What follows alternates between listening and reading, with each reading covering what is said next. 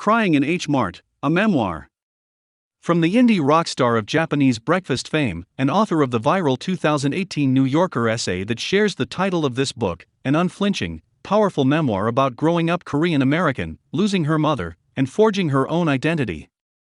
In this exquisite story of family, food, grief, and endurance, Michelle Zauner proves herself far more than a dazzling singer, songwriter, and guitarist.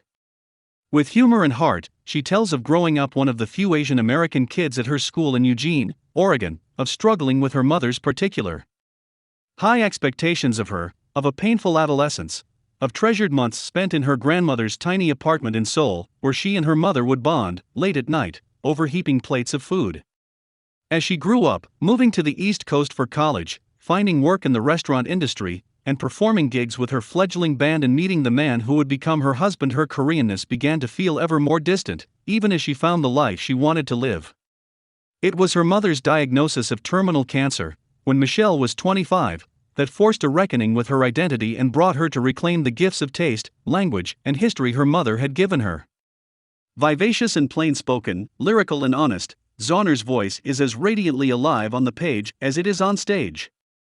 Rich with intimate anecdotes that will resonate widely, and complete with family photos, Crying in Mart is a book to cherish, share, and reread. About the author. Michelle Zauner is best known as a singer and guitarist who creates dreamy, shoegaze-inspired indie pop under the name Japanese Breakfast. She has won acclaim from major music outlets around the world for releases like Psychopomp, 2016, and Soft Sounds from Another Planet, 2017.